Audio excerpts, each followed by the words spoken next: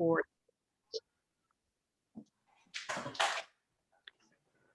There you go. Okay, so thank you all very much for coming. We've got Cheryl and we got Jim and we got Christina and we got Jorge and we got Janaki and we've got Matt and who else did I forget? I forgot somebody in there. Did I get everybody that go around? Okay, so you all will see each other, and Cheryl and Janaki have done a master's class from me before. Jim, have you done a master's class before? No, I haven't. No. Okay. So I hope that you all enjoy this. The neat thing about master's class is that we can take a much deeper dive into the subject. And then since we get homework assignments, and then I show all your homework assignments, and then we talk about them and you explain what problems you had, and then we go back and we learn a little bit more. And then we do this for the full 4 weeks. It gives us a nice chance to, you all get to know each other. And then also you get to see what other people are doing. So you get to share in the ideas of other people. In photography, we always share each other's ideas. And if you want to call it stealing each other's ideas, go ahead and call it stealing each other's ideas. But this is just a real nice way to learn from each other. And so I hope that you enjoy it. It's being recorded. I will share that with you tomorrow. And then if there's anything that you need to rewatch, then you can rewatch. And then as the series goes on, you will get each one of the recordings of the classes. Okay, so that helps. Everybody can hear me well? Yes. Yes. Okay, super. Okay. I'm going to let you all stay unmuted if you want to, because the beauty of having such a small class is that we can ask questions, and I want you to ask questions. I want you to be verbal and I want you to say things. So feel free to stay unmuted if you would like, and then feel free to ask any questions anytime you want. Tonight, I'll try to get you out of here around 8:30. Jim, you said you needed to leave just a little bit earlier, but I'll get you out of here right about 8:30. If not, just a little bit afterwards, depending on the questions you all might have. You ready? Everybody have your hand out? Yes. Okay, super. Okay, so let's start with sunrise and sunset. So the key for me to photographing sunrise or sunset is I like to always stay on my evaluative or my matrix light meter. First of all, let me go through the list. Tell me what camera model you all are using. Cheryl? I have the Nikon 7200D. 7200. Okay, so you're going to be your matrix. Jim, what do you have?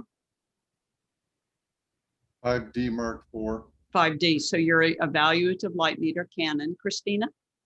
I have a Nikon 5600. Okay, 5600. So you're going to be the evaluative meter. Jorge?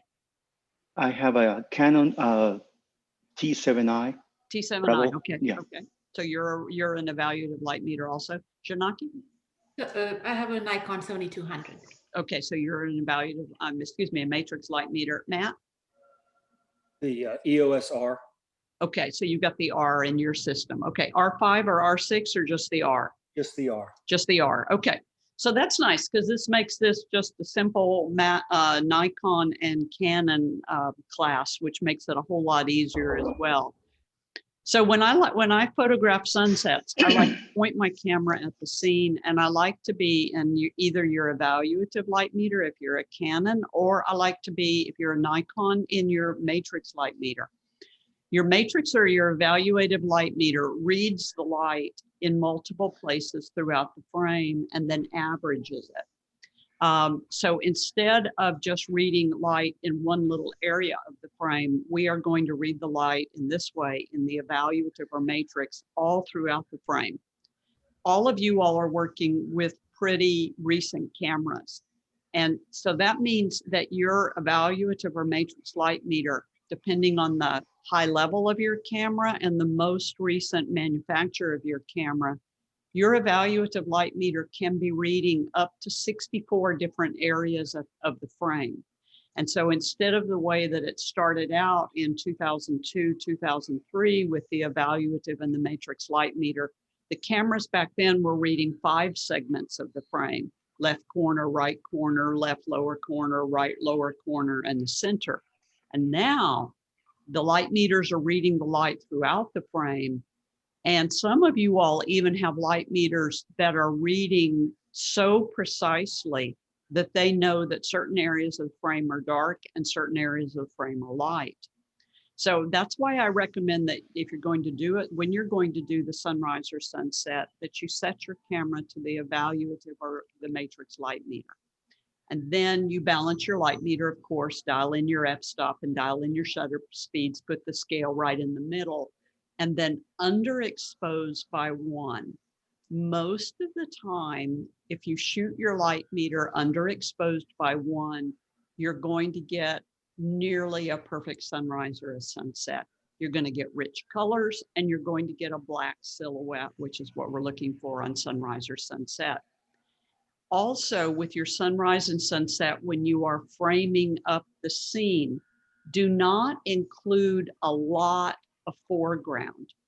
So if you've got a lot of foreground in your scene, what's going to happen is it's going to throw that light meter off. And that light meter is going to try to expose that dark area of the foreground a lot more. And we don't want that to do it. So if you include, like in this photograph, everybody sees my screen, correct? Yes. Okay. If you expose your, or compose your shot so that you just have a sliver of the foreground on the bottom of the frame, then that's enough for the viewer's brain to know, oh, okay, that tree's standing on nice firm ground. The Jabiru stork is standing on nice firm ground. We don't need to show the viewer all of that foreground. We just need to show them a little bit, and it keeps the exposure like we want it to be. If you happen to have wind blowing in your, so that your clouds are blowing, then this is a perfect time to, when you balance your light meter, get your shutter speed as slow as you can so that you can get the clouds to blur out. And so when your camera's on the tripod, instead of choosing an f-stop that's going to give you a faster shutter speed, then we would choose a f-stop that's going to give us a slower shutter speed. So that would be so that we're blurring the clouds out. You could also, as we talk about some filters, you could also put on a neutral density filter, or you could put on a polarizer to make the exposure even longer. If you use a telephoto lens on your sunset or sunrise, then your sun is going to be bigger. So in this case, I'm using a 500 millimeter lens with a 1.4x extender. So this puts me at 700 millimeters. Wow. And that's how you get those really, really big sun photographs.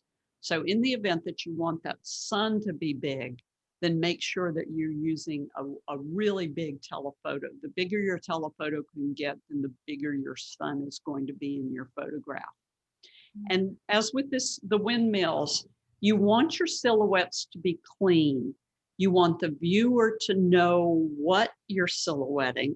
And so you want to make sure as you're composing your shot that your silhouettes are separated and that each one of them is defined so that your viewer knows what you're trying to silhouette.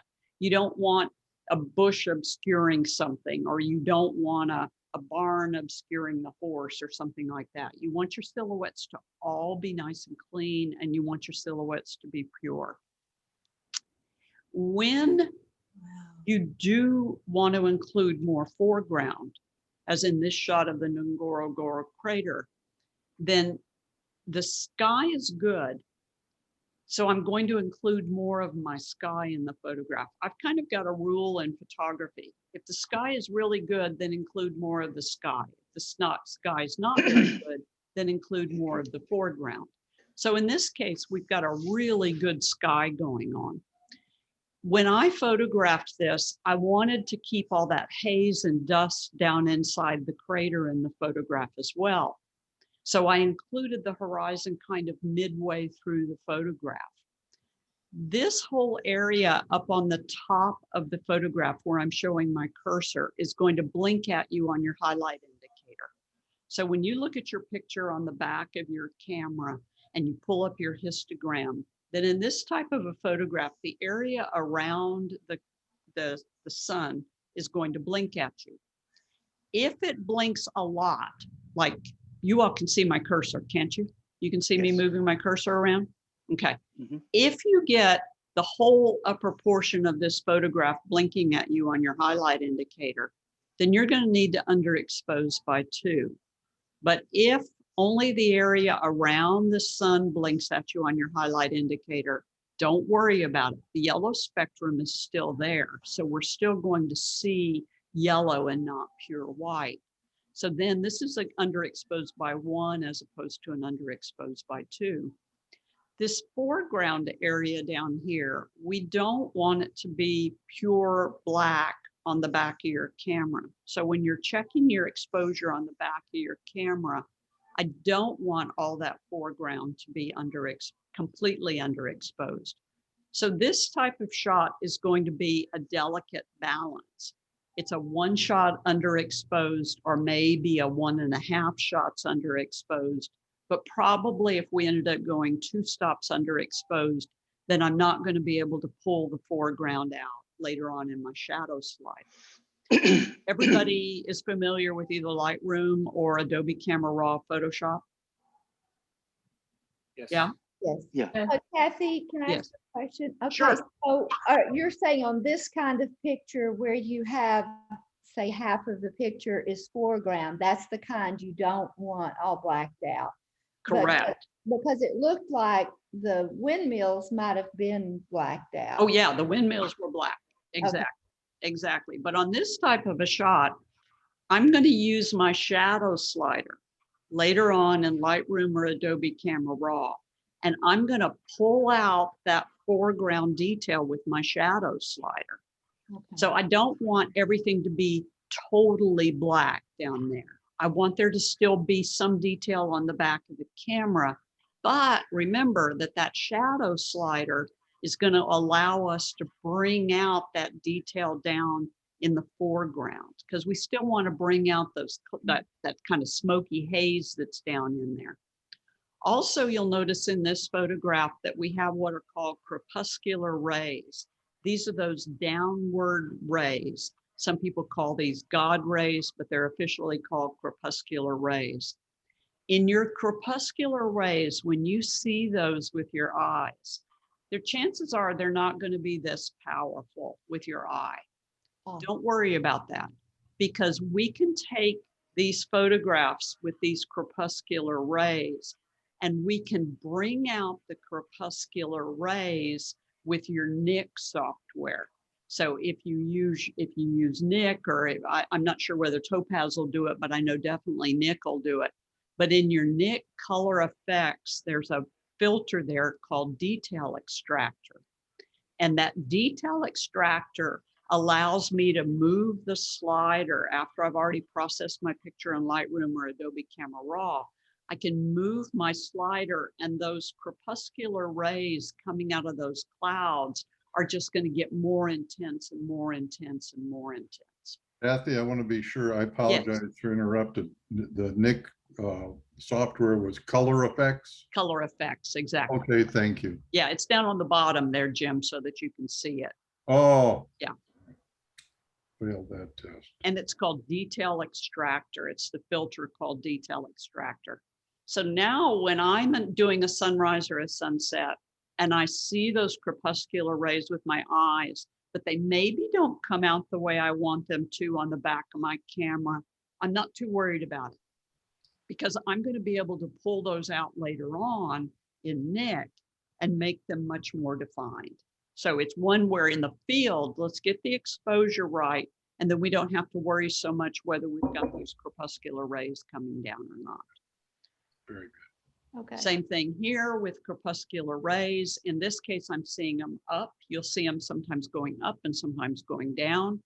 But what's happening here also is that the sun is just peeking through that hole in the clouds. And you notice in the photograph, I'm not including a whole lot of the foreground, because those rays are shooting up in the sky. So I'm including more of the sky as opposed to more of the foreground. The previous photograph with the ocean in it and and the boat, the cruise ship in it, then that didn't need as much sky in it. But this shot where we've got those crepuscular rays going back up, I need more sky and less foreground.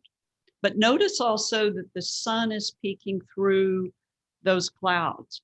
When the sun peeks through those clouds, partially obscured by those clouds, if you're on f/22 or 32 on your lens, then you're going to get a starburst on the sun.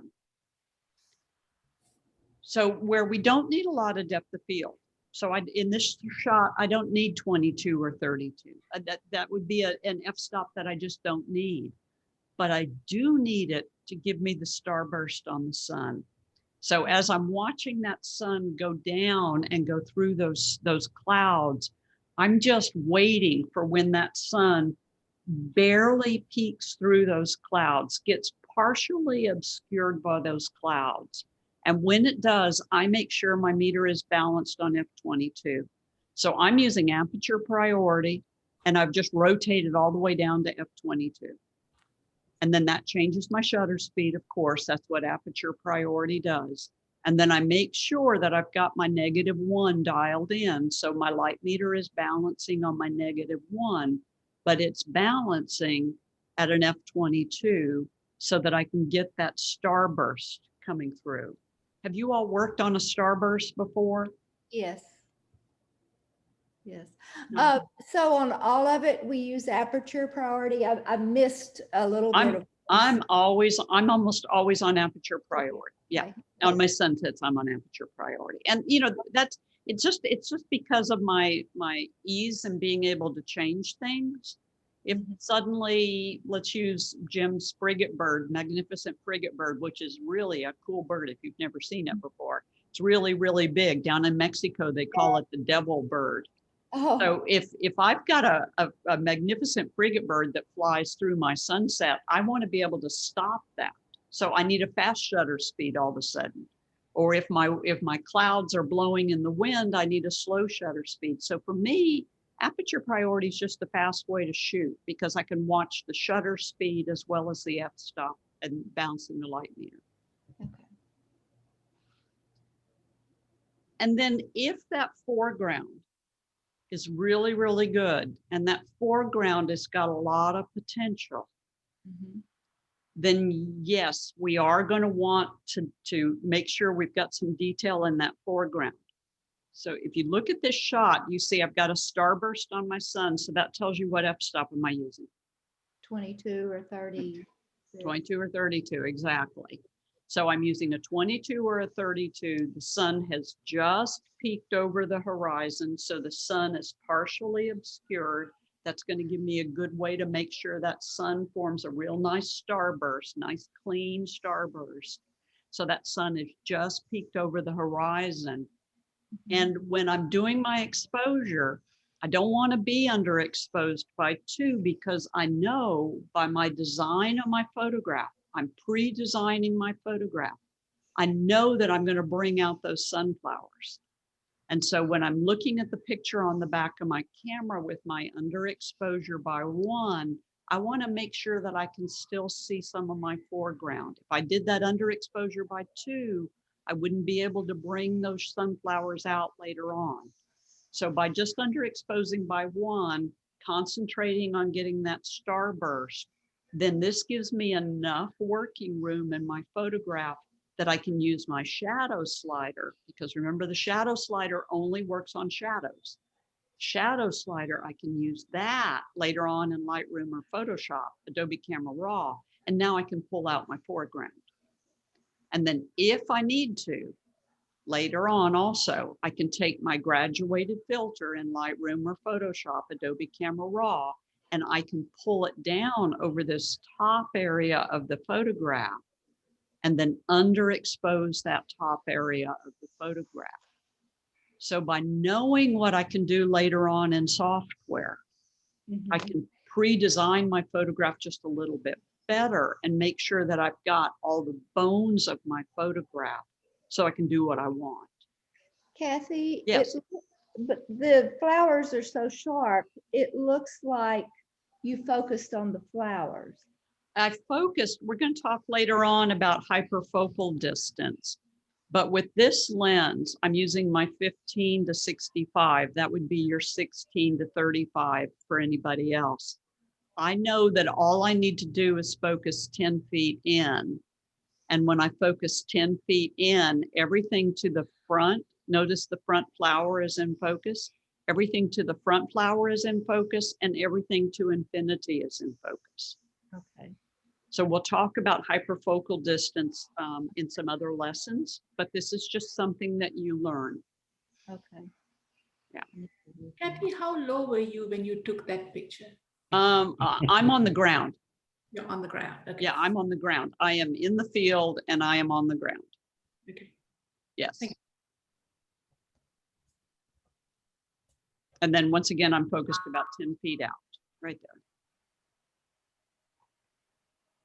So using that starburst, that F22 underexposed by 1, using that starburst gives me the ability to do silhouettes also during the day, as well as on my sunrises or sunsets. So that F22 sun partially obscured by something, in this case, the windmill. And then I can use that to do the same thing to get silhouettes throughout the day as well. So it's a similar technique I'm going to be able to use. Also, how many stars, how many rays you get on your starburst is all based on your lens. Each lens has its own signature starburst. And so you Nikon users, the 14 millimeter has a beautiful, beautiful starburst. Canon users, the 16 millimeter has a beautiful starburst. Jorge, you're using the Rebel, right? Correct. So yours is the 10 to 22, and this is the starburst on a 10 to 22. So it doesn't have as many points in it, but it does still have points. How many points you get on your starburst is all dependent on how many sheets are in the aperture inside your lens. So that's how you're getting those little points in there. So when we barely obscure the sun, then we're going to be able to get those rays coming out. So if we're trying to block the sun with something like the buildings here in Venice, I'm going to be able to get those rays coming off. And this is not my 16 to 35, so this has a bit of a clunky starburst to it. But if we can block that sun partially, we're going to be able to get that starburst. If there's no sun in the photograph, not yet anyway, then we don't have to be at 22. We can do any f-stop we want based on what we're trying to do with our photograph, but we still want to be that underexposed by 1 stop and clean silhouettes. And then that starburst one more time, you see it again. So letting that building, that church there in Florence, block my sun, then that allows me to, as that sun's peeking around the edge of the church, then that's when I'm going to make sure that I move to my F22 so that I can get my starburst off my sun. But yet I still have to have a fast enough shutter speed to stop the guy in the river. Yeah. So this is where we've got to play around with that. When I go to F22 to get my starburst on my sun, then I've got to make sure I've got enough ISO to also give me a fast enough shutter speed to stop my boat in the river. So, you know, we gotta play with all these numbers all at one time to make sure that we get the shot we want. And then we definitely have to thank the photo gods when they send somebody through the picture like this. Because, you know, it would be one thing if it were just the Arno River and the church, but it's a whole other photograph when it's got that guy coming through in the boat. Kathy, did you tip him on a photo tour to do that? Oh my gosh, you would not believe. It was like, oh, he's going, you know, and he looks good and he's in the right spot. Imagine if he was over toward the left bank. You know, we would have never seen him. Yeah. No, this is one where you just gotta, you know, just thank the photo gods. Now, this is planning also. not with the boat coming through, but this is planning. I planned ahead of time based on compass directions, knowing where I needed to be when the sun was going to come up. So if you consult any sunrise or sunset chart, or as we'll talk about in just a little bit, any of the apps we might have on your phones right now, then we can figure out what the compass direction of the rising sun is going to be anywhere in the world, or the compass direction of the setting sun anywhere in the world, or the compass direction of the rising moon or the setting moon. So this is your chance, if you've never used a compass, to learn how to use a compass and to learn how to use a map. And by the way, I am a paper map and compass person. I love my paper maps and I love my compass. I would rather do that than the apps. So I just like to verify it on a paper map. But what I did was find out for Florence on the day we were going to be there, what direction the sun was going to rise. And then knowing what direction the sun was going to rise, what the compass direction was going to be, then I started looking at bridges that would give us something in that direction. And then using Google Earth, I positioned myself so that there would be a building in my way. And in this case, it just happened to be a domed church. So this was totally planned. Wow. And that's what I want to encourage you to get used to doing. This isn't an accident. The boater was an accident. But if I'm where I need to be at the time I need to be, then that is good photography planning, because there's no way you can run to this direction when it starts happening. You're going to miss it. And so knowing where your sun is going to go down and what direction your sun is going to go down prepares you for what might be in the foreground. And then you can start playing. So planning your shot, figuring out what your vantage point is going to be. Sun always goes down in the west. Sun always comes up in the east. If it doesn't, we are in a heap of trouble. So you always know that the sun's going to go down in the west and the sun's going to rise in the east. Now, exactly where though, in the east and the west, varies based on the season. So as the sun moves around based on the season, and it doesn't move very much, but as it moves around based on the season, then we can usually figure out where we need to be.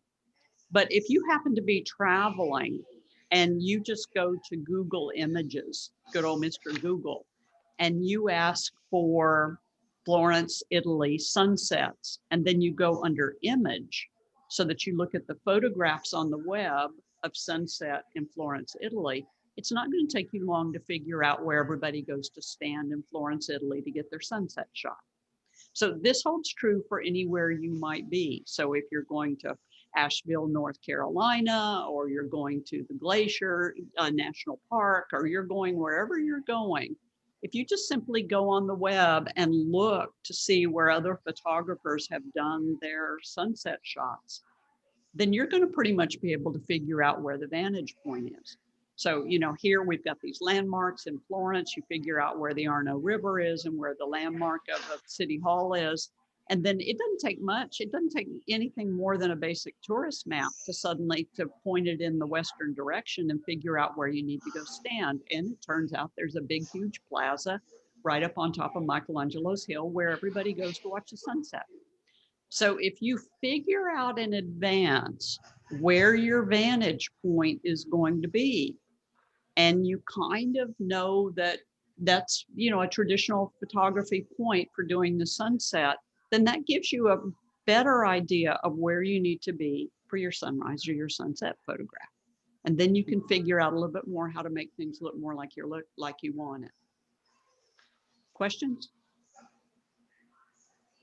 Now, Kathy, do we also shoot, I'm used to shooting the sunset in reverse, where I'm looking for the golden light to come across and not necessarily to see the sun. Correct. Is that acceptable for the exercise, or that's not what you want us to? That's do? not what I want. I want you to go ahead and do I want you to go ahead and do the sunrise and the sunset. Yeah, sunrise or sunset. Looking at the sun. Looking at the sun. Exactly. Okay, thank you. Exactly. And then no matter where you are, once again, in the world, you can figure out where you need to be for sunrise or sunset. This is Cusco, Peru. And when I took a group to Cusco a couple of years ago, I just took my basic, one of my favorite plazas in downtown Cusco. And okay, where's the sun going to set? Well, the sun was going to set right between the two cathedrals. Perfect. That tells me where I need to be. So where do I need to stand for my sunset? I don't want to be down on the ground. I want to be a little higher up. So using a good old basic Google map, I found a pizza restaurant that had a second floor window because I looked at it, on your Google view, and I had a second floor window, and looking at that pizza restaurant closely on their website, I could see that the windows of that pizza restaurant opened and closed. They were sliding glass windows. They had a balcony so that you could eat pizza and drink beer and watch the sunset, right? Okay. So I get my people up there at that restaurant, and we go ahead and start ordering our food right about when sunset's going to happen. We make sure that we're out on that balcony, and now we're ready to go, except the photography gods don't shine on us and we have storm clouds instead. Okay. That's just the way it goes. But you see, I can use my F-22 to get my starburst on my lights. I still have good looking clouds up above. So I didn't get my sunset through the two cathedrals like I wanted, but I could still get my shot, or a shot. And I was where I needed to be to get my photo. So you've got to think about where you need to be in advance to get your photograph. So your compass direction of making sure that you know where you need to be to get your sunset. So Jim, this one's moving back around in Naples, Italy, and I'm putting the sun to my back and letting the sun shine on Mount Vesuvius for the sunset. Mm-hmm. But simply by using a basic city map, or if you want to use a map that you find on the internet, you can do that. And by the way, all maps face north up at the top, and then they have east, west, and south, on the map. So you can always orient them to the sunrise and the sunset. So in Naples, I was able then to look at a street map and figure out where there was a nice pull off on a park or someplace where we could gather and do the sunset. So it's simply a basic compass direction and being able to figure out where that sun is going to be. In this case, the sun's behind the mountains, so we're not seeing it, but I'm still doing my sunset shot. Mm-hmm. So you can use photo pills or photographer's ephemeris. Anybody have either of these? What do you have, Jim? Well, I have both of them, but ephemeris gives me a headache. Yeah. So I use photo pills because I haven't learned it extensively, but it really helps. Yeah.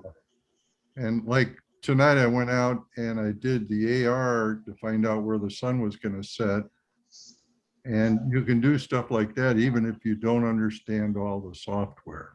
Yeah. So I like the photo pills, but it's basically because I haven't worked very hard at learning another one. Anybody else? Matt, what do you have? Photo pills. You got photo pills. Do you find it pretty easy to use? I used it for the first time last week, and yes, I found it very easy to use. Good, good, good. Anybody else? Christina? I have it downloaded, but I've never used it. Okay. Janaki? No. No? Jorge? I wasn't even aware of it. Okay. Okay. Christina? Or excuse me, Cheryl. I haven't used any of the others. I use Lightroom and sometimes Photoshop, but yeah, I keep missing your class on these other apps. Now these are on your phone, so this is kind of a nice, they're phone apps, so you've got them out in the field with you. Yeah. Oh, yeah. Yeah. And I will admit, I think photographer's ephemeris is way too hard. photo pills once you get it down, and they've got great tutorials. So, you know, all it takes is 1 or 2 little tutorials to kind of get you going. And then at least you can do some basic stuff with your photo pills. So I like photo pills. I just find it a little bit easier to use. So Yeah. you're taking a picture with your phone then? No. You're using your phone to plan where you need to be. So Oh. Jim went out in Rockport this afternoon and used the augmented reality, and you can dial in what day you're going to be in a location and what time you're going to be in a location, and then it'll show you where the sun's going to be, or the moon. Okay. Yeah, so it's not bad.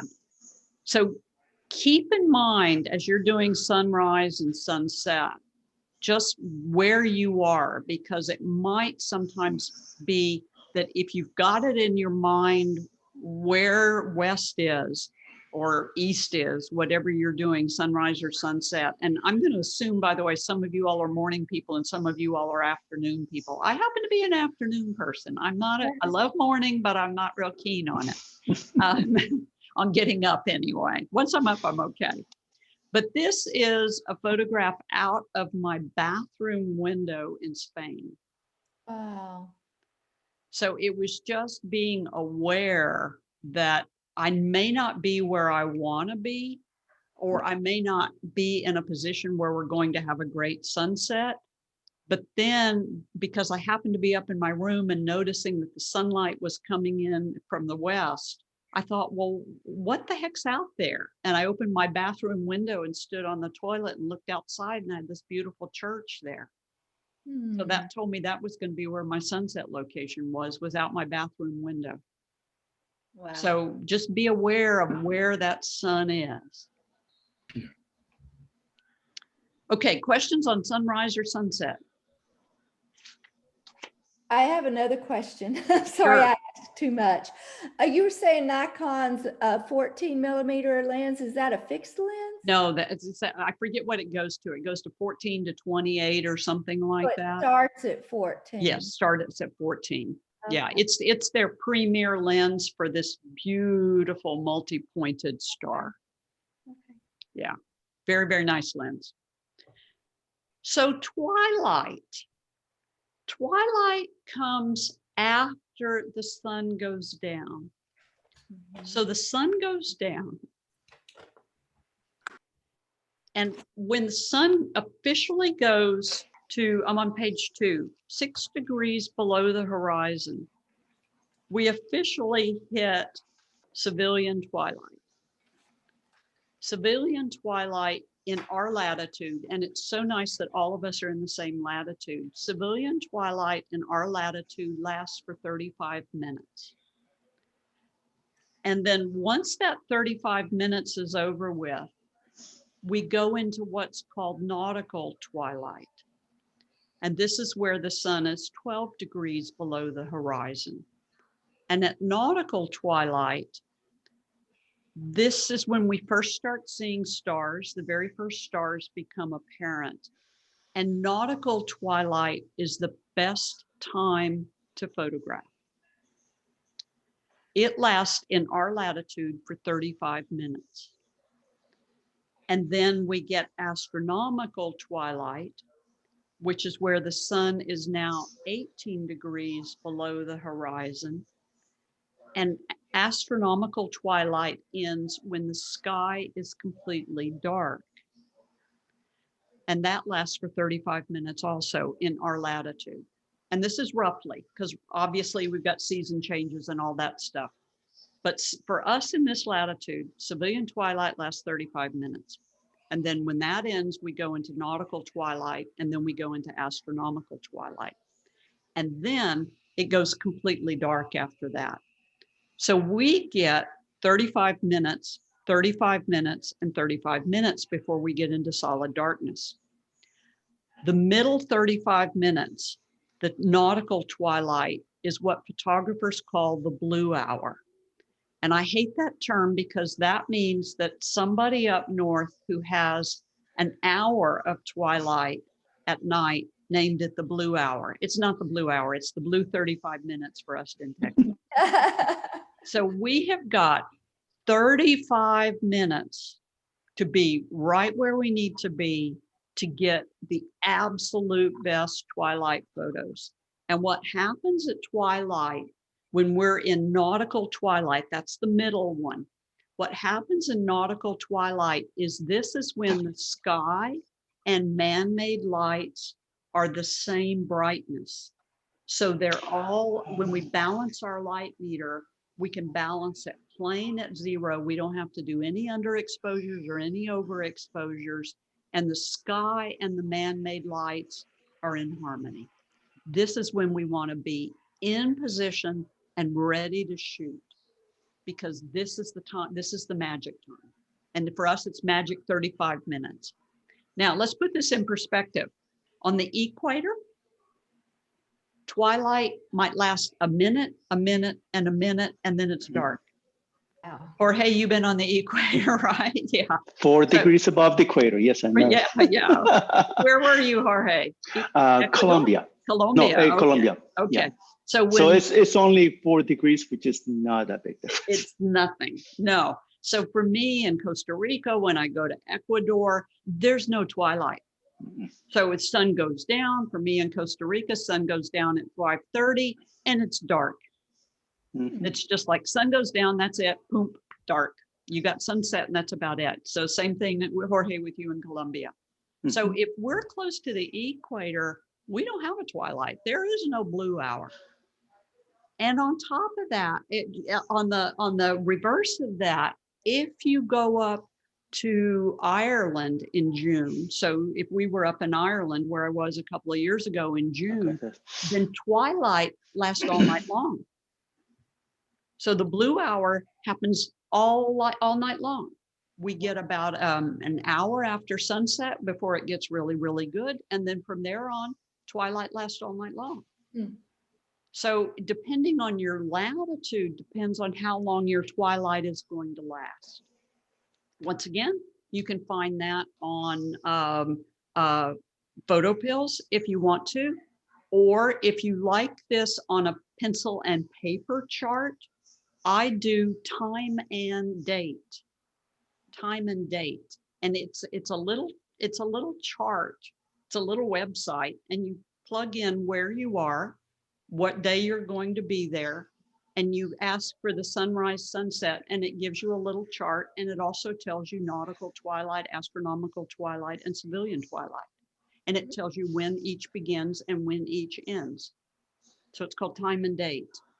And the same thing's going to go for the moon. It tells you what moon direction it is and how high the moon's going to be. And so if you're a paper and pencil person, if you just happen to like a little, if you can understand a little chart, I love this, because then I can figure out exactly where I need to be, as in this shot of the Sagrada Familia in Barcelona, Spain, where we needed to be at twilight so that we could get the shot that we were looking for.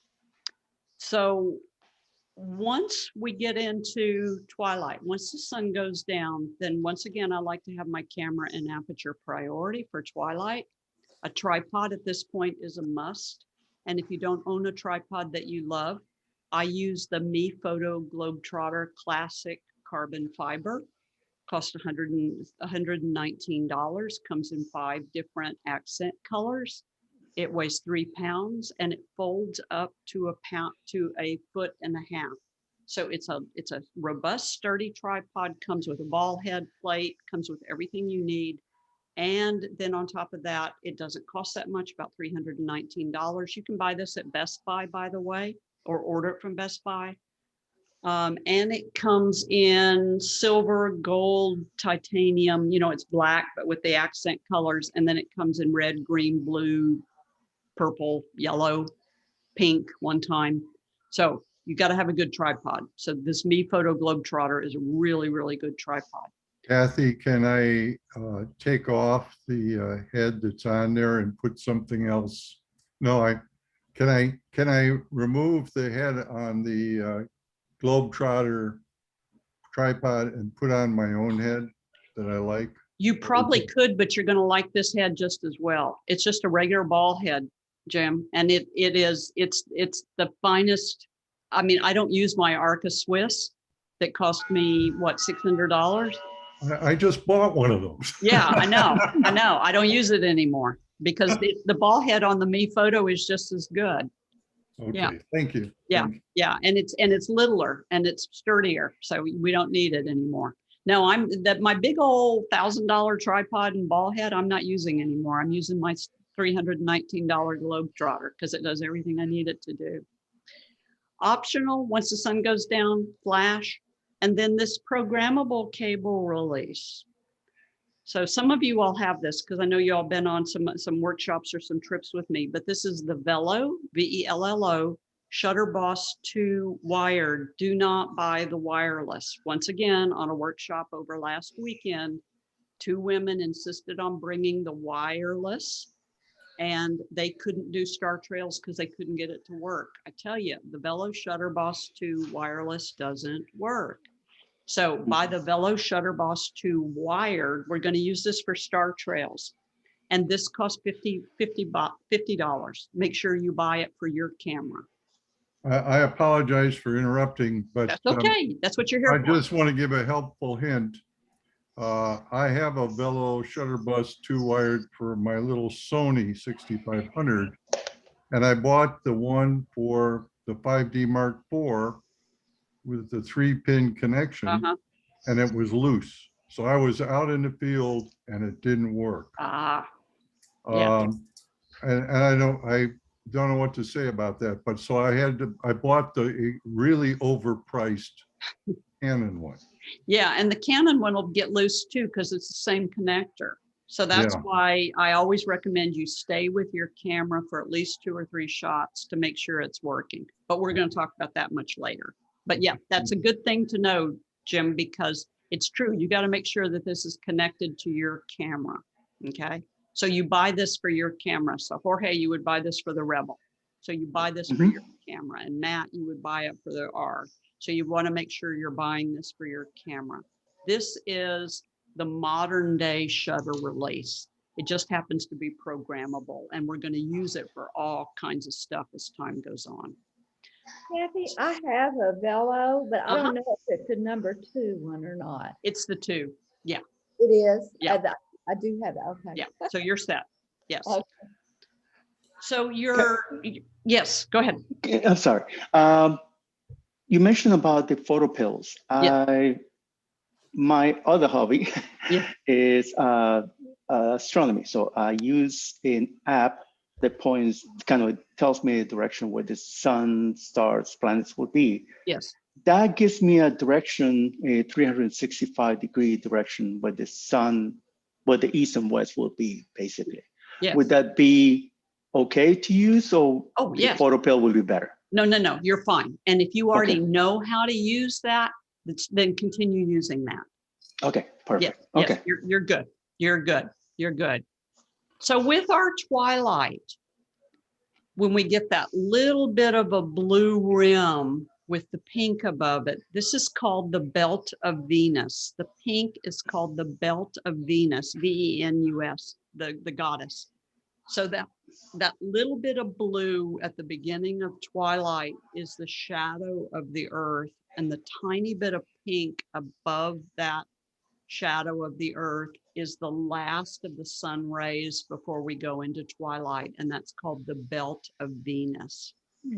So as we're going into civilian twilight, the lights are starting to look good, but they don't look as good as they're going to look as we go into nautical twilight. This is when we're starting to get the sky with that little bit of blue in it, and we're starting to get the man-made lights starting to be in color harmony with each other. But as we go into the nautical twilight, that's that 35 minutes, 2 times 35 minutes. So it starts 35 minutes, after the sun goes down and lasts for another 35 minutes. So this is when we need to really be photographing. Man-made lights go into that sky. We get that color harmony between the two of them. So this is when we need to be in position. This is when we need to start working. This is on the Preston Street Bridge down by the Wortham Theater in downtown. And then over on the Woodlands Waterway, this is when we need to be ready. This is when we need to have our camera out and we need to start working on getting our shots. This is when we get these lovely restaurant photos. This is when, if you're selling a high-end house, this is when you want to have your high-end house photographed so that you can see the beautiful twilight sky and the lights in it. But this is, once again, when the first stars are starting to come out. And so we can start getting some stars in the photograph as well. You see there's a couple of little stars right above the train at the Train Museum in Galveston. And then this is also when we start getting, you know, those beautiful man-made lights, Arno River in Florence once again. And then if we do have a moon that still is up in the sky during the time that we're photographing, then this is our ability to also include the moon. We're going to talk about that tonight. So you just want to be ready. You want to be where you need to be. If you're going to have man-made lights, you want to be on the F-22 so that you can have those starbursts. And remember, if you want people to disappear in a crowded location, then use your F-22, keep your ISO low so that you can get a long shutter speed and they disappear. So as you look around, you'll see a lot of people are kind of smudgy. If you want to show the crowd in the plaza, then you're going to use a faster shutter speed and you're not going to be able to use your F-22. So it depends on what you want to do. Do you want to show all the people or do you not want to show all the people? So, you know, you can play around with that, just how you're using your shutter speed. But knowing where you need to be, at what time you need to be there, at twilight, gives you that ability to do these photographs that you're looking for. Cheryl asked with that sunflower photograph how far I was photographed in. I was focused in. This is once again called hyperfocal distance. And using photo pills, I have figured out, and also some other ways, but using photo pills, you can plug in under hyperfocal distance what lens I'm using, what camera I'm using, and it will tell you how far away you focus to make sure that infinity is also in focus. So with my 16 to 35 millimeter lens, or now that I'm shooting our cameras with my 15 to 35 millimeter lens, if I focus 10 feet in, I get everything in front of the camera in focus and infinity behind the camera in focus. So this is also under the DOF, depth of field, in your photo pills. So anytime I use that 15 to 35 millimeter lens and I want everything to be in focus, I just know I have to focus 10 feet in. It's always the way it is.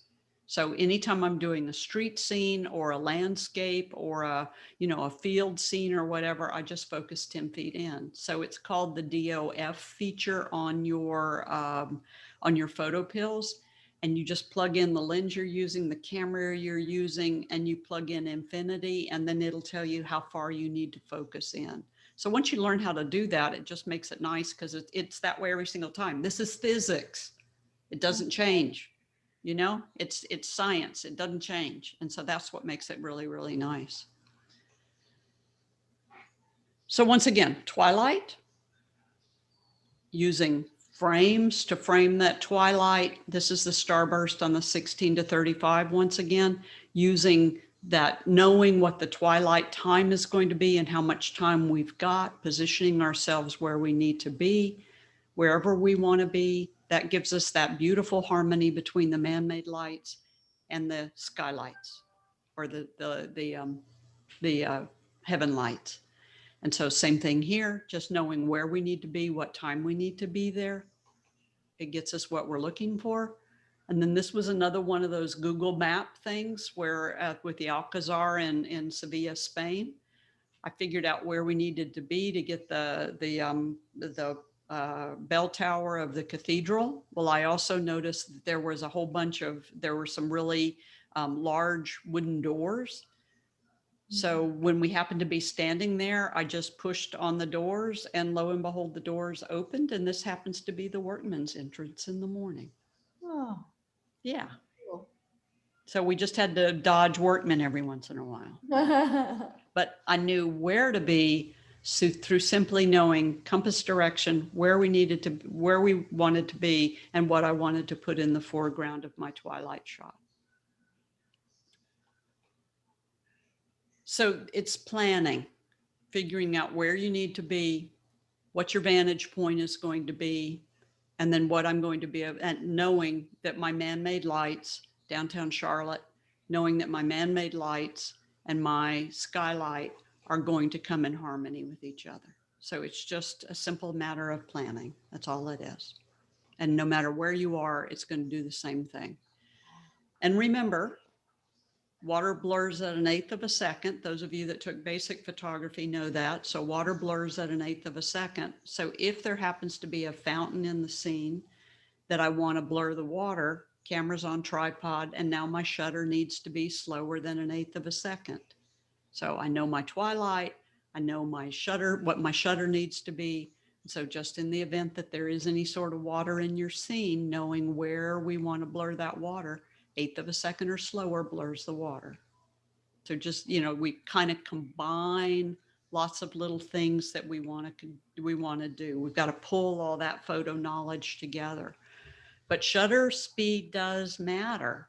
So I blurred the water in the previous one, but here with the cruise ship leaving the harbor, if I blurred the cruise ship, then it's just a streak of light.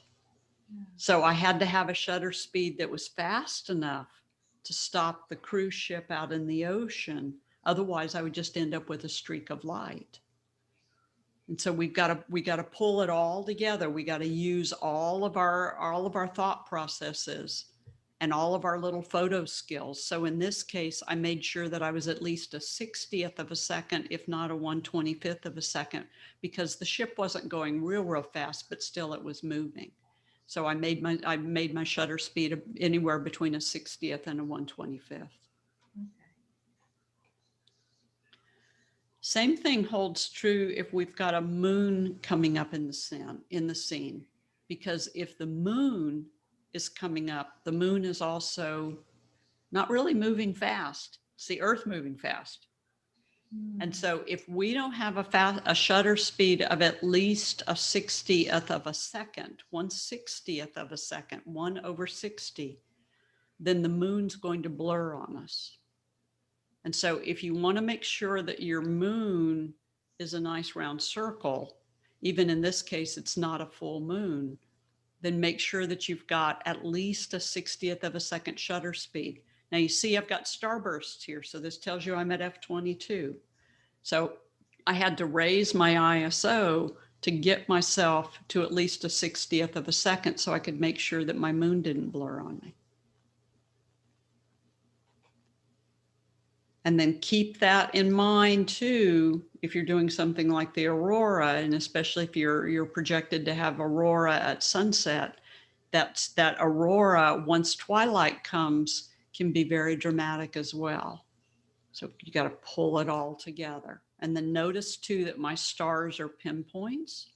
So when we start talking about stars, then you're going to learn how to make your stars pinpoints, because we don't want streaky stars in there. We want nice pinpointed stars. So if you have to raise your shutter speed, if you need your shutter speed to stop something, then you're going to have to raise your ISO to get yourself a fast enough shutter speed. Decrease your f/22 to get yourself a fast enough shutter speed. So keep that shutter speed in mind if you've got moving objects in your scene. And then if you want to blur those objects, Kima Boardwalk, then by all means, f/22, lower that ISO and let your shutter speed go as slow as it will, but make sure also that your shutter speed doesn't go past 30 seconds, 30 with 2 quotation marks. If it does, it'll start blinking at you in the viewfinder. And so you need to make sure that that we've got a shutter speed that at least balances the light meter around 30 seconds. So twilight. Civilian twilight is where we don't have a really good sky for photography. Nautical twilight gives us a nice sky for photography. By the way, if you're trying to get the colors in the Ferris wheel, see that? because all the Ferris wheels now have those blinking colors that go on and off and all kinds of stuff, then you're going to have a shutter speed fast enough, because if you use a long shutter speed, all the colors overlapping each other will give you pure white. Because remember, when colors overlap each other, we get pure white. So if you want to try to get a specific color in that Ferris wheel, then we're going to use a faster shutter speed, not a slower shutter speed. It's 8 o'clock. No, that's okay. That's okay. So sorry about that. That's fine. And then as it starts getting darker, that sky starts getting darker. So as we move through that nautical twilight, through that full 35 minutes, then we start getting that darker sky.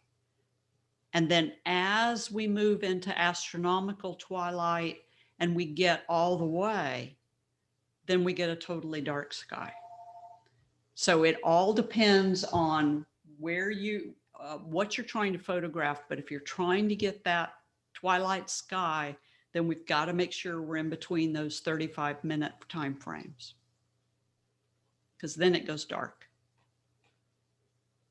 If you want to blur the water, then long shutter speed. If you want to freeze the water, then short shutter speed. So that's where you're playing around with your shutter speeds and your ISOs. By the way, I'm still shooting aperture priority at this point. So I haven't moved to manual yet. I'm still on aperture priority. I'm watching my shutter speed. I'm setting my f-stop, watching my shutter speed, raising or lowering my ISO to keep the light meter balanced and give me the shutter speed that I'm looking for. Kathy, on the starburst for the artificial light, Yes. how does it just do the starburst on some of the lights, but like say the building lights and stuff like that, you don't have a starburst, right? It's just like a. It needs like a street light, Janaki. Okay, So okay. it needs, it needs that one individual light. Right. Okay. Yes. All right. Okay. Yes. So we can, those little one individual lights work well for us. In here, we've just got fluorescent or neon all over the place. So it's those strips of lights, but we need those street lights and things like that. Other questions? Okay. And there's another thing with white balance. I use auto white balance almost all the time. I rarely change my white balance. And a lot of people will suggest that you change it here and you change it there and you change it here and you change it there. If I change it, I'm going to forget it. Yeah. And then I'm going to mess myself up. So I leave my white balance on auto. And sometimes, especially if we're not totally into nautical twilight, we're still a little bit into civilian twilight, our sky will get a little muddy. It won't look like we want it to. But so the picture might look like this. And then later on, when I take the photo into Lightroom or Photoshop or Adobe Camera Raw, I can take my white balance tool and touch something that should be white, like right here underneath on the minaret, for instance. And if I touch something that should be white, then the software corrects my white balance for me. So this is what came out of the camera, and this is what I was able to process. And so don't change your white balance when you're doing your twilight photography. Just leave it on auto white balance. And between your Nikons and your Canons, you are perfectly fine leaving it on auto white balance. I rarely change it on anything that I do. So I just leave it on auto white balance and it does what I need it to do 99% of the time. If I need to fix it later on, Lightroom or Adobe Camera Raw are going to fix it for me later on. And I'd rather get it right in the camera than have to fix a whole bunch of stuff later on. Okay. Questions on twilight before I leave that?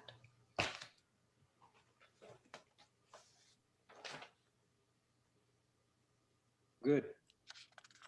Have you ever photographed at twilight? Yes. Yes. But I didn't know all these terms and all the science of it. I love this, learning. Okay. it.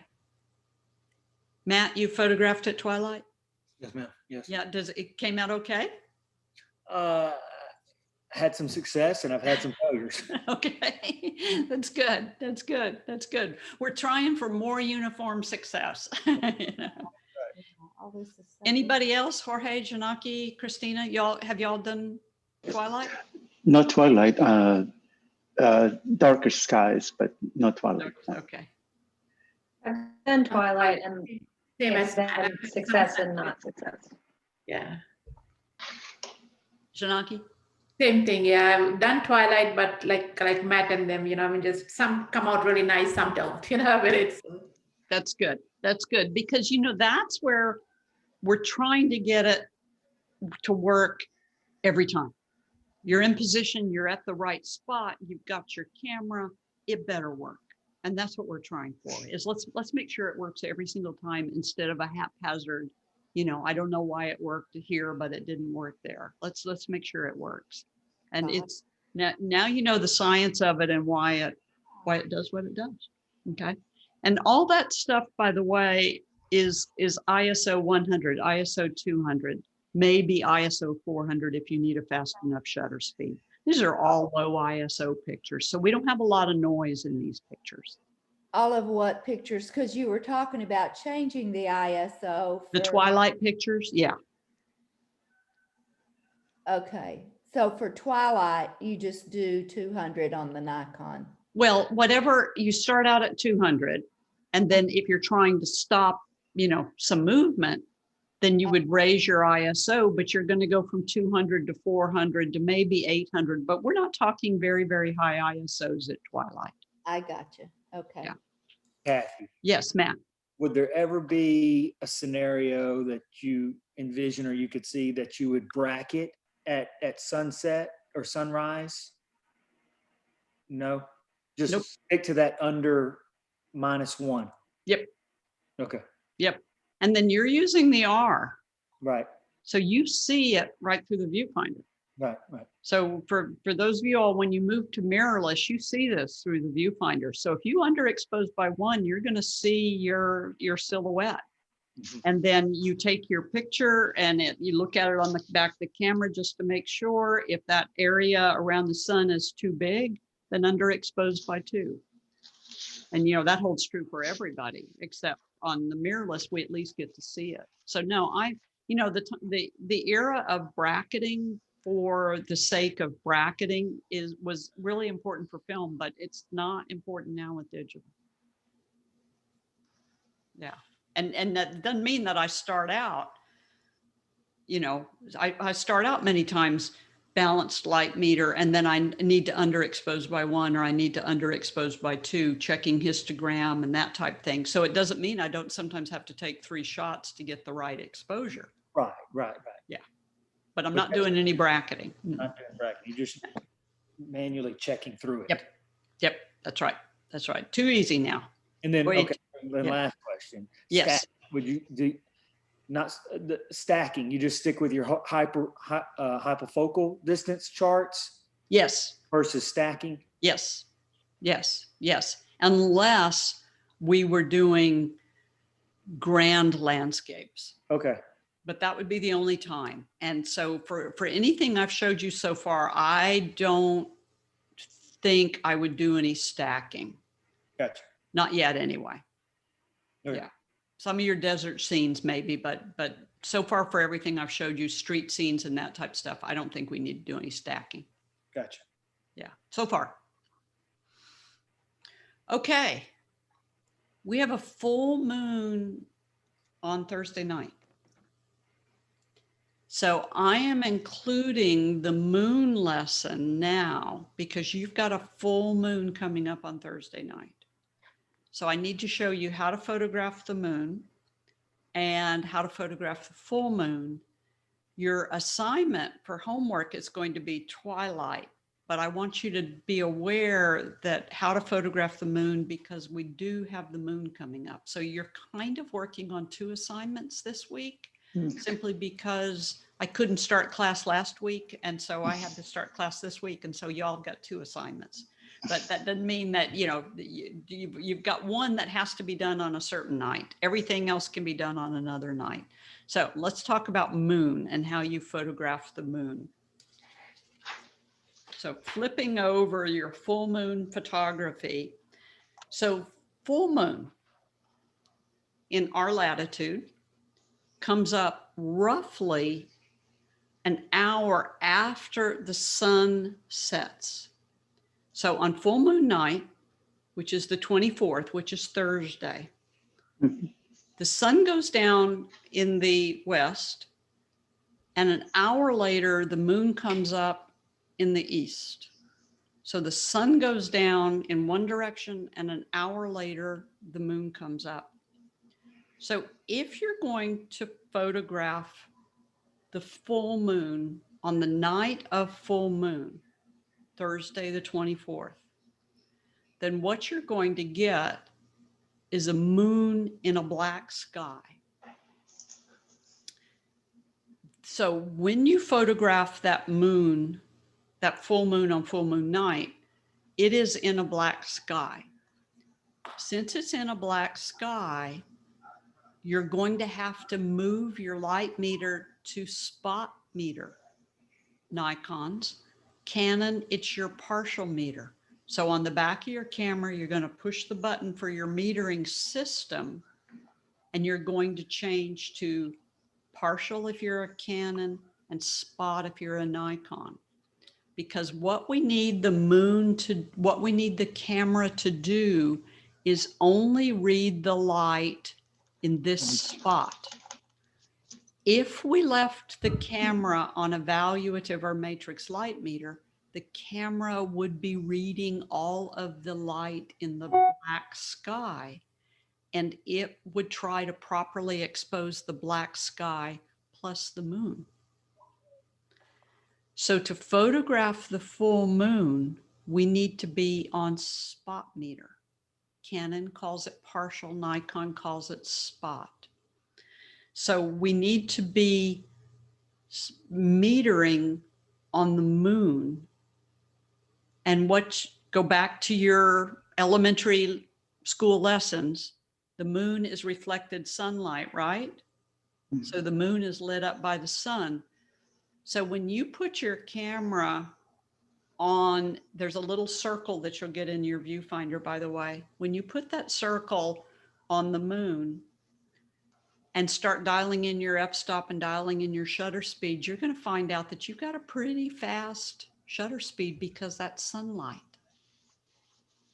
So you're going to easily be able to get a 60th of a second shutter speed, a 1/25th of a second shutter speed, if not a 250th of a second shutter speed.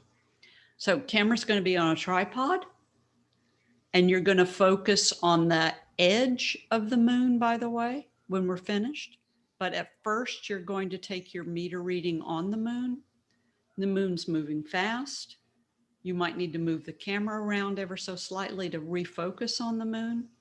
So I suggest that you turn off your autofocus and go to manual focus and manual exposure. So your M on the top and your M on your lens to do the moon in the black sky.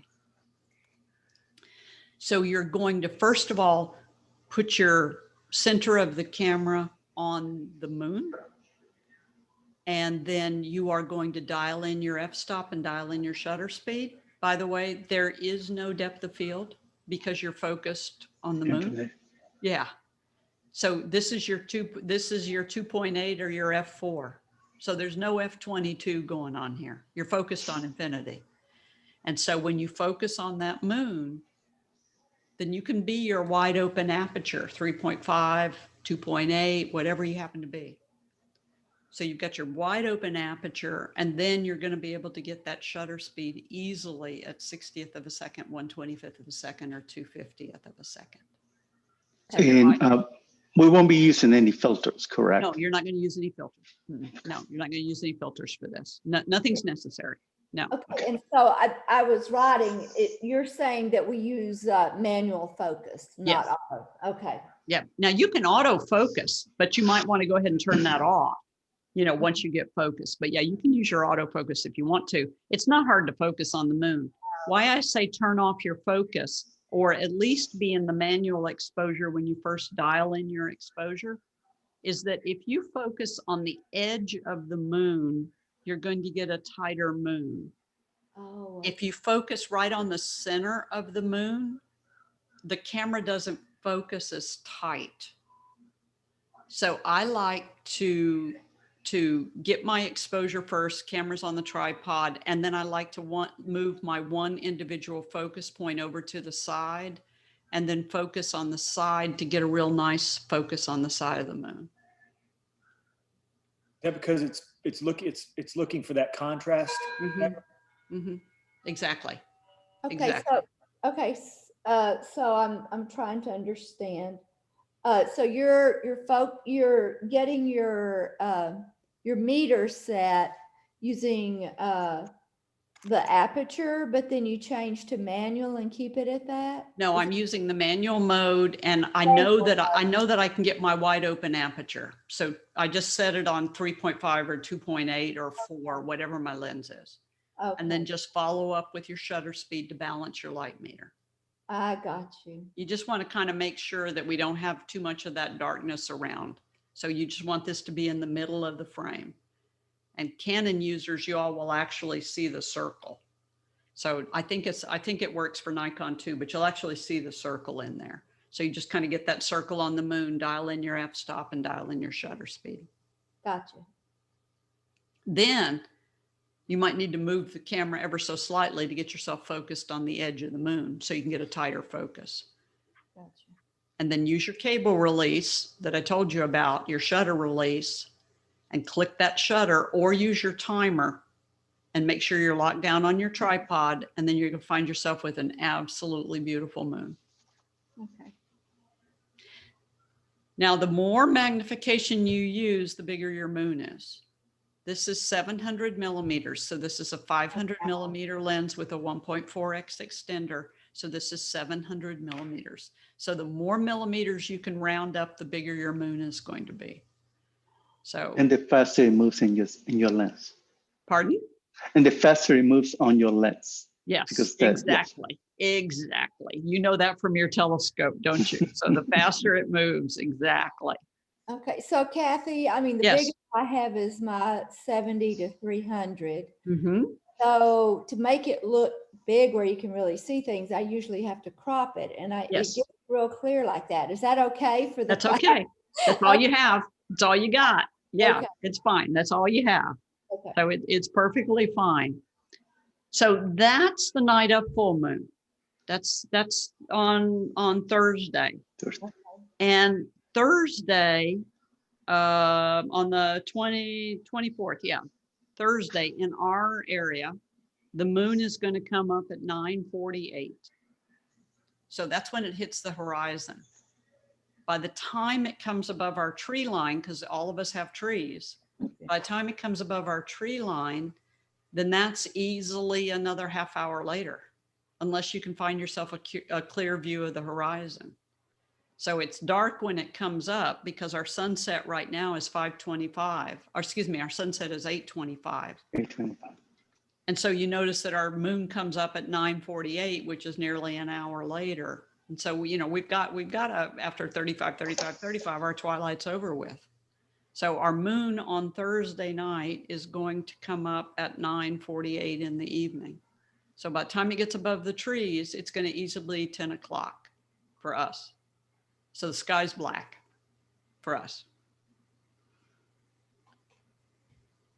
But the night before is when we want to photograph it. Oh, Wednesday night? Wednesday night. Oh, So I'm giving you heads up. Okay. Because what's going to happen the night before full moon? If you look at the little chart on time and date, you're going to see that the moon comes up at 8:47 for Houston, but the sun goes down at 8:25. Remember, we're the longest day of the year, so the sun is at the exact same time for a couple of days. Going down. Mhm. So the sun goes down at 8:25 on Wednesday night, and the moon comes up at 8:47 in the opposite horizon. okay. So if you want, now go back to your twilight. So this means that your moon's going to come up in a twilight sky. Oh, Or by the time the moon clears the horizon, we're in a twilight sky. So the best photographs, in my opinion, of the full moon are done the night before full moon. So it's not officially the full moon. This is not officially a full moon, but it sure does look like a full moon to me. yeah. Yeah, for sure. And then you figure out where you need to be. So you go to that time and date once again, or if you want to use photo pills, or you want to use whatever software you might own, you find out where that moon is going to come up, what its compass direction is going to be. I didn't write it down for Wednesday night, but you figure out what the compass direction is going to be. And then you put that little compass on a map and you say, oh, okay. So in this case, I just ran the compass all over the map, playing around with it. And I found that if I stood at the end of the Texas City Dike, some of you might have been to the Texas City Dike to photograph birds. If I stood at the end of the Texas City Dike, the moon came up right at the end of the Texas City Dike. And if I had my 500 millimeter lens with a 1.4x extender, that means I have a 700 millimeter lens. And so now I'm ready. And I had no idea the fairy would be there. That was just one of those little photo god things again. Yeah, fairy's running. Cool. No problem at all. Put that fairy in the picture. And on this night, it's hard in our environment to see the moon come up over the haze. We have a lot of humidity on our horizon. So it's hard for us. So there's a moon hidden down there with us where we are. I mean, y'all know it's humid here. But once it gets above that haze, then we can start seeing it. And then it's moving fast. So you better shoot like crazy. So this is if to stop the fairy, I'm probably easily going into the 125th, if not 250. So ISO needs to be raised and that type of stuff, but there's no cropping here. This is the full frame that came out of it. So the night before full moon is when we get that beautiful moon coming up in that twilight sky. Cool. During the rest of the month, we've still got a moon and it's still in a dark sky. Mm-hmm. And so when we start getting this, almost half moon, then this is beautiful. We got those craters showing up. We get that detail on the edge of the moon. So we can go out there and photograph the moon almost all month long. So it makes it kind of nice until we start getting into those tiny crescent moons. So this is what happens if you use the evaluative or the matrix light meter on the full moon. So remember I told you you had to push the button. Does everybody know what I'm talking about? Yes. How to change your light meter button? Yes. Yes, everybody knows? Okay, yes. Good. Good. So on your Nikons, it's the little rectangle with the 5 segments in it. And on your Canon, it's the rectangle with the parentheses and the dot in the middle of it. So if we're on evaluative light meter and it's perfectly balanced, then this is what's going to happen. The sky is going to lighten and the moon is going to burn out. If we're on spot meter, then this is what's going to happen. And by the way, with the pine trees, I kind of like the pine trees sometimes cutting through my moon. So if we don't switch to that spot meter, then we're going to overexpose the moon. So we just have to go in and use that spot meter and it makes it a whole lot easier to do. And then this is what happens when we get the exposure absolutely right. So there's just 3 shots, one right after the other, and you can see the difference in the light meters. So that's my spot meter, but then go ahead and adjust the light meter and get the balance right. And then that's what my moon looks like. So once that moon comes above those trees, we should be ready to go. Or if you can get yourself a clear view somewhere, then that's even better. So spot meter follows focus point. This doesn't apply in almost everybody's camera, but if you want to check this, you can in your camera And this is simply that if you focus in various places around the frame, it used to be that spot meter followed focus points, but they've done away with this in most of the cameras recently. Balance your light meter in the M mode. If you're shooting in aperture priority or shutter priority, then you have to use exposure locks. So you all know how to use manual. So I just suggest that you go to manual, and then make sure that you're taking frequent meter readings as that moon continues to go up in the sky, because it's getting higher and higher. And as a result, the exposure is going off every single time, and it moves fast. So, you know, be out there and be ready to go. So planning your shot, where you're going to be, you've got a couple of days to figure out where your moon is going to be for wherever you happen to be, you know, around the city.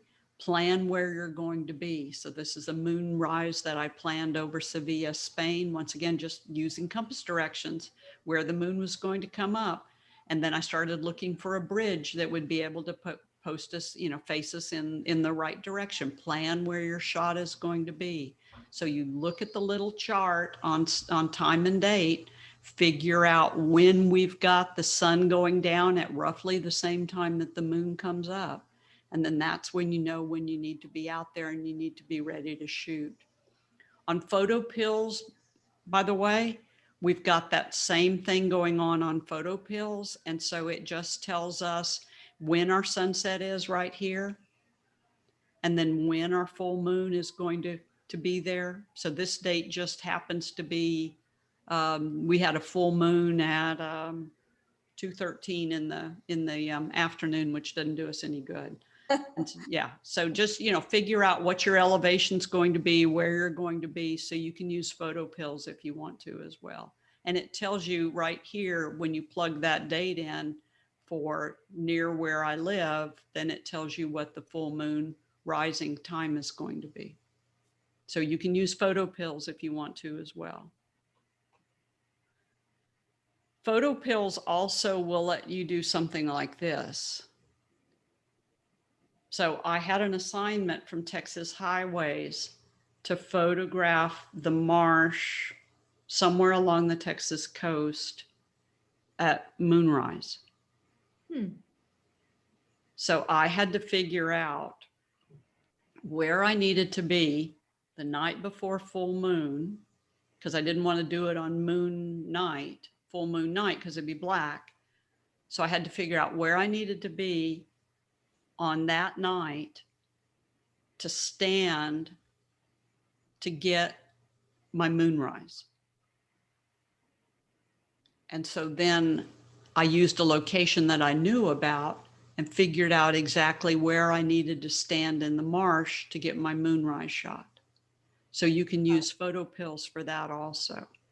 If I stand here, what am I going to get? You know, or else move yourself around. So you can reduce the map and move yourself around until you can find some place where you can stand. So photo pills will help you do this as well. So you can plan your sunrise and sunset. You can also plan your moonrise and your moonset.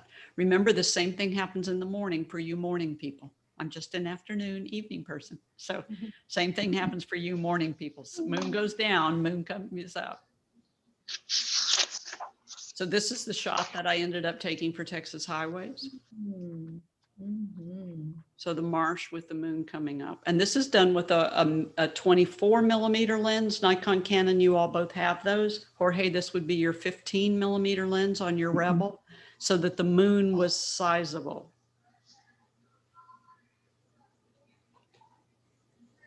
And then that's a 100 to 400 millimeter lens for those of you that have 100 to 400 or 100 to 500 millimeter lens. So you can still go ahead and get a pretty nice moon out of this one. And this is twilight, so my moon's got a bluish sky instead of a totally black sky.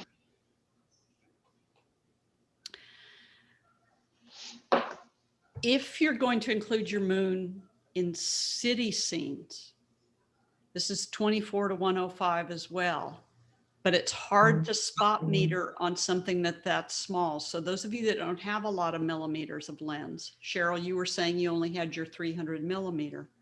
It's hard sometimes to spot meter on something that's that small in your frame. So if you have a 24 to 105 millimeter lens, for instance, this is 24 millimeters. So it's going to be really, really hard to spot meter on that moon. Mhm. So in this case, I'm using my evaluative or my matrix light meter, and the moon's going to be overexposed. So I'm going to underexpose, watching my highlight indicator. Take one shot, see if the moon's blinking, underexpose. Take another shot, see if the moon's blinking, underexpose. So keep going until the moon's no longer blinking. Okay. So that means you've got detail in your moon. So this is what you can do with your evaluative or your matrix meter if you're going to try, if you don't have a lot of telephoto lens and you're going to try to put your moon over something.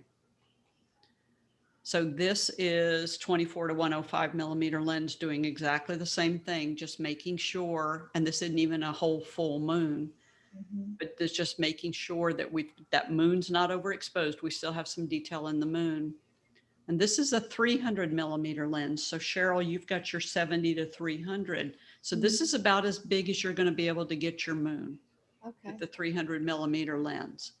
And then also making sure that it's not overexposed. So this might be one shot, two shots, or three shots before you finally get your exposure right.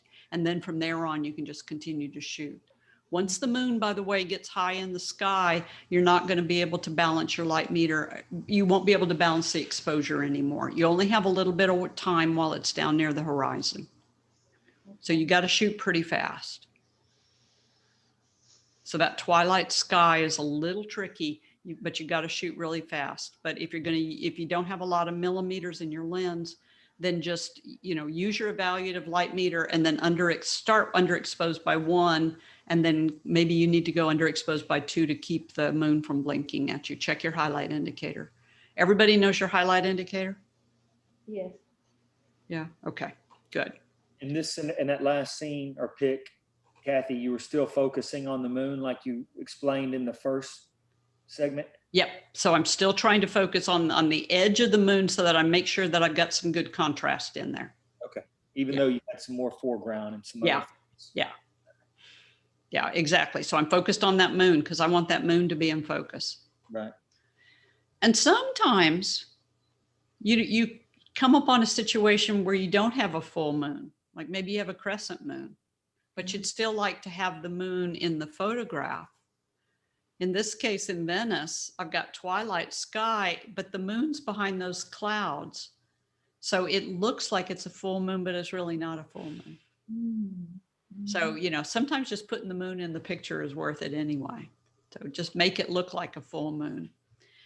And then on the night of full moon, so when the moon comes up an hour after the sun officially goes below the horizon, if you are in a really dark environment, like out in Big Bend National Park, you are going to notice a lot of light. And so when that moon came over the horizon, those storm clouds had already been illuminated for 15 or 20 minutes by the moonlight.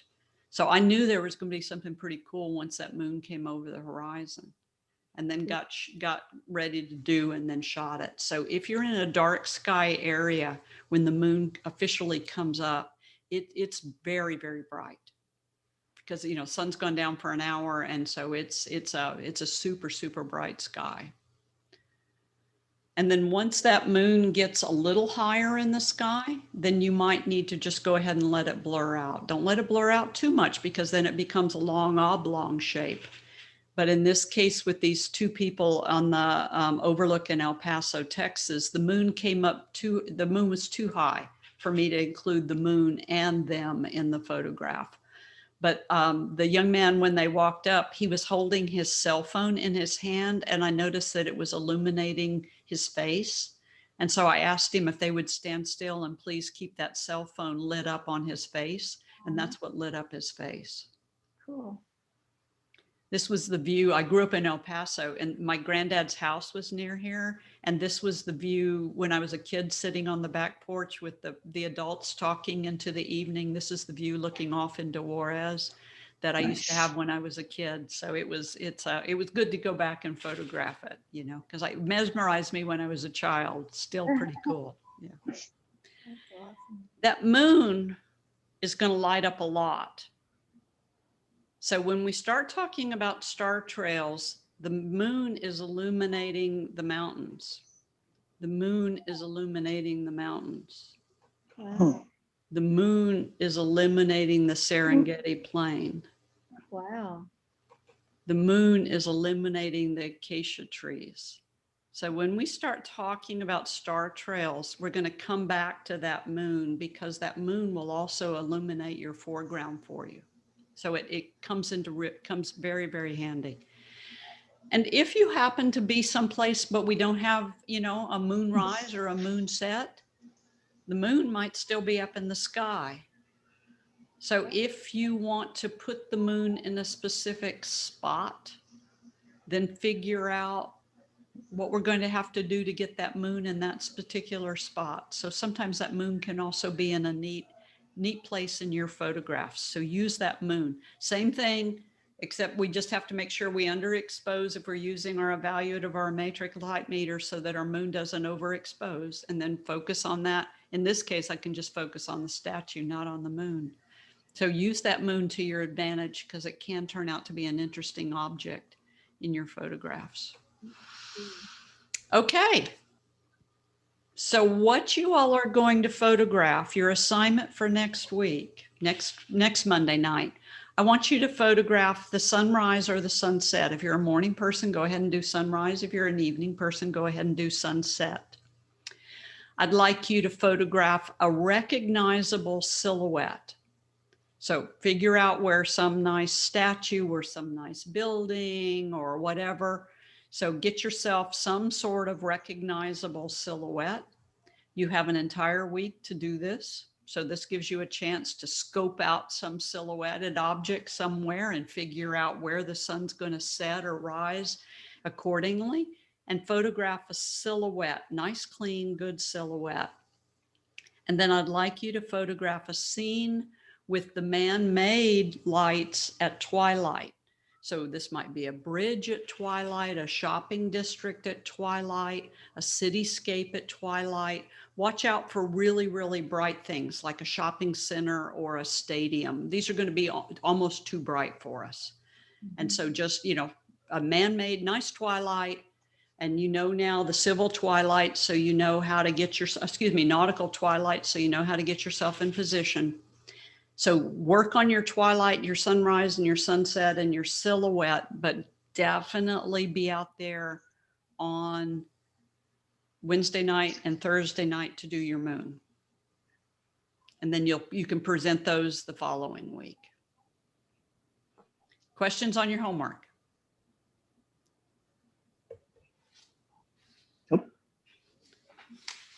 Christina, you're awfully quiet. I'm just thinking I have a 2-year-old, so I'm like, all right, gotta work around bedtime. You gotta work around bedtime. Exactly. Unless you want to keep that 2-year-old out for sunset, because you could do some really nice holding 2-year-old up in the sky. You know, you could do a silhouette of that 2-year-old. He doesn't cooperate. Got it too. Or it might be too much to try to handle 2-year-old and camera at the same time, right? Yeah. Also, on your handout, you got 2 handouts, and one of them was your homework assignments. And on there, I've given you instructions on how to resize your photographs so that I can present them. And Cheryl and Janaki, it's the same as we did before. But then I will send you an upload site on my Dropbox, and you can upload them to my Dropbox. If you already have a Dropbox or a WeTransfer or something where you're already transferring large files, then feel free to use that. You can just send me a link and I'll go to yours. But otherwise, I'll send you a link to my Dropbox and you can download the photos into my Dropbox. If you would please have the photos to me by about 5 o'clock on Sunday evening. And then that way I can put them into the slideshow and present them for Monday evening. If you are running behind, don't freak out about it. It's not life and death, but I'll take your pictures up until Monday afternoon if I have to. I don't want to, but I'll take your pictures up until Monday afternoon. So in the event that you're running behind, don't have a heart attack. It's not worth it. And please don't give me old pictures. Okay. So I want you to go out and I want you to take new pictures. If you have an old picture you want me to see, that's a whole other issue, but I still want you to go out there and I want you to use your camera and I want you to take new pictures. Okay. Okay. Questions? Yes. Or heck. The twilight, was it the taking a picture of the moon in the twilight? Yes. 2 or 3 days from now, weather doesn't look like it's going to be cooperating too much. It's That's like they always true. says, every time I bring the telescope out, it rains. It's So- true. It's Yeah. true. It's true. So Yes. if that's not part of the assignment, only these 3 are part of the assignment, the other one's kind of extra work. Yes. Yes. Just Gotcha. because it's time. But Gotcha. you know, it's not part of the assignment. You know, it'll just be, you know, next week when we roll around, or if it is clear out there and you can get a shot of the moon, then let's go ahead and work on it. But you're right. We're going into a rainy spell. Yeah, And, okay. you know, I mean, it's one of I've been a photographer for professional photographer for 25 years. And I guarantee you, if I get an assignment, we're going to get a hurricane. Oh, no. Yeah. Yeah. Yep. Oh, Yeah. that's dangerous. It is. It's dangerous. It's dangerous. You send me out on assignment anywhere and the weather's not going to cooperate. It's never cooperated. It's just, I'm just jinxed on that. Yeah, well, we have so much rain here. Well, Kathy, I will do what I can to try to get it to you, but I won't be in the class Monday, most likely. We'll be visiting with our friends in North Carolina. That's right. And the days, I mean, starting Wednesday night, I'll be packing. If the weather's okay, I can do the moon somehow. I think I know where I can go. Okay. But if it's not, I may have to postpone that a week. Maybe I can catch something in the Smoky Mountains during next week. Exactly. Ooh, Okay, if I that'd be turn nice. it into you. Yep. like the next week. Yep. That's fine. That's Okay. fine. That's fine. Okay. That'll be awesome. And remember, if all hell breaks loose, it's only a class, guys. You know, you know, it's only a class. So you can always make up in 2 weeks. So Okay, great. don't Thank you. stress. Okay. This is fun. This Yeah. is exciting. Another question. Somebody had a question. I noticed somebody almost talking. Matt, Christina, Janaki. Other than a remote shutter release, is there anything else I should have for the upcoming weeks? Because I'm going out of town, so I need to get it now. You know, if you can go ahead and order that Velo shutter release, because you're gonna use it anyway. It's a good thing, and you can order that online and it can be delivered to you. Yeah. Tripod. Have one. Yeah. Anything else? Okay, I enjoyed having you all in class. I'm going to stop the recording.